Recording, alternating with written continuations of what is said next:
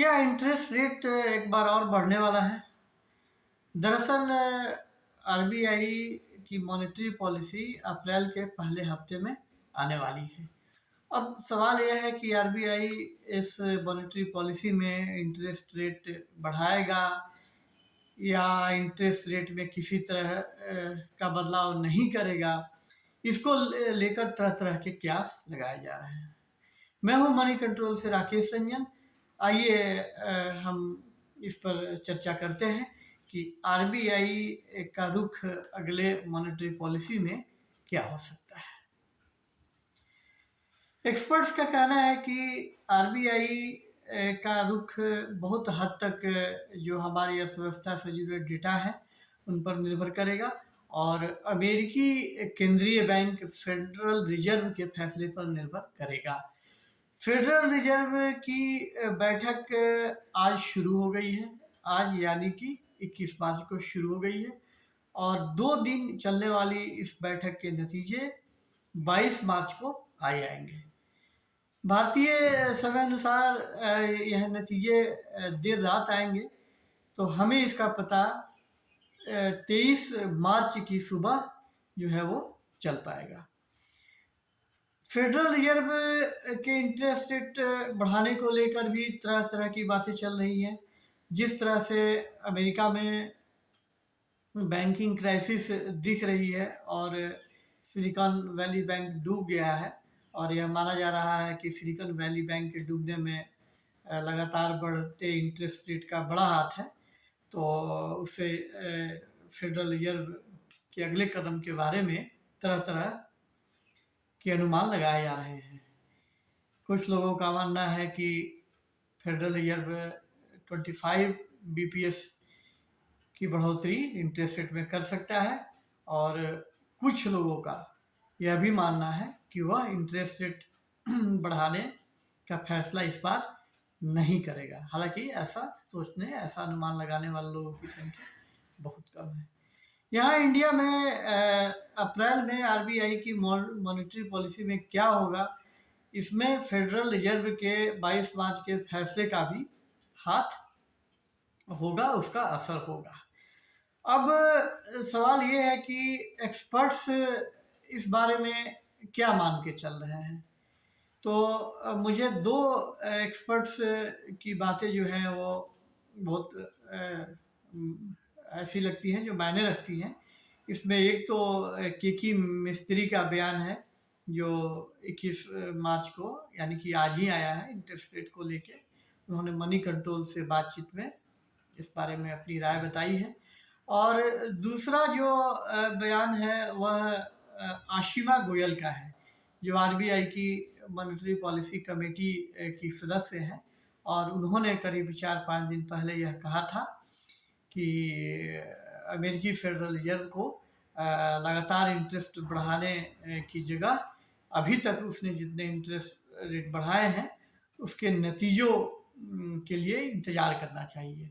उसके नतीजे क्या रहते हैं यह देखने के लिए उसे थोड़ा इंतज़ार करना चाहिए और उसके बाद ही जो है कि उसे यह फैसला लेना चाहिए कि इंटरेस्ट रेट बढ़ाना अभी ठीक होगा या नहीं। अब केकी मिस्त्री ने जो आज बात कही है उसमें उन्होंने कहा है कि आरबीआई अगले महीने की मॉनेटरी पॉलिसी में 2 में से कोई एक कदम उठा सकता है। पहला कदम कि आरबीआई रेपो रेट में 25 बेसिस पॉइंट की बढ़ोतरी कर सकता है और दूसरा कि वह इंटरेस्ट रेट में किसी तरह की बढ़ोतरी नहीं करे, यानी कि यथास्थिति को वो बनाए रखे। इसकी वजह उन्होंने यह बताई है कि इंटरेस्ट रेट साइकिल के हम आखिरी चरण में पहुंच गए हैं।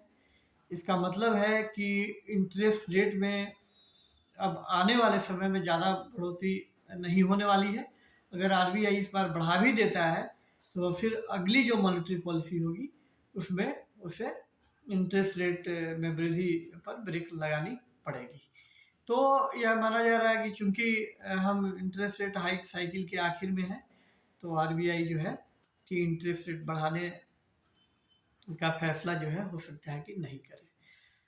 तो दो एक्सपर्ट्स जिनको बैंकिंग इंडस्ट्री का बहुत अनुभव है, और आशिमा गोयल का तो सीधा संबंध आरबीआई की मॉनेटरी पॉलिसी से है, क्योंकि वो आरबीआई की मॉनेटरी पॉलिसी कमेटी की सदस्य हैं, तो उनकी बात बहुत मायने रखती है। तो जो बातें उन्होंने फेडरल रिजर्व के बारे में कही है, वह कहीं ना कहीं आरबीआई पर भी लागू होती है, क्योंकि पिछले साल मई से आरबीआई इंटरेस्ट रेट में, रेपो रेट में लगातार बढ़ोतरी कर रहा है। अब तक, यानी कि पिछले साल मई से लेकर अब तक, यानी कि आखिरी जो वृद्धि उसने इस साल फरवरी के पहले हफ्ते में की थी, तो तब से लेकर अब तक वह 2.5% जो है वो रेपो रेट बढ़ा चुका है, जिसके बाद रेपो रेट 6.5% पर पहुंच गया है। इसी तरह से अमेरिका में फेडरल रिजर्व अगर पिछले साल की शुरुआत से लेकर अब तक की बात करें, तो रेपो रेट करीब 5% तक बढ़ा चुका है। तो अमेरिका में जहां रेपो रेट करीब 0%, पॉलिसी रेट 0% हुआ करता था, अब वह 5% के करीब पहुंच गया है। और बढ़ते इंटरेस्ट रेट की वजह से पूरी दुनिया में असर देखा जा रहा है, और यह माना जा रहा है कि अगर रेपो रेट में इसी तरह की बढ़ोतरी जारी रही, तो फिर यह इकोनॉमिक ग्रोथ के रास्ते की सबसे बड़ी बाधा साबित हो सकता है। अब बात इंडिया की करें, तो इंडिया में अगर हम देखें तो मुद्रा स्फीति, यानी कि इन्फ्लेशन, रिटेल इन्फ्लेशन के आंकड़ों में गिरावट तो आई है, लेकिन अभी भी यह आरबीआई के टॉलरेंस लेवल से ज़्यादा बना हुआ है। जनवरी में जो आरबीआई जनवरी में जो रिटेल इन्फ्लेशन का डेटा आया है, तो उसमें यह देखा गया है कि यह 6.44% रहा है, जो कि दिसंबर के मुकाबले थोड़ा सा कम है। दिसंबर में यह डेटा जो है 6.52% का था।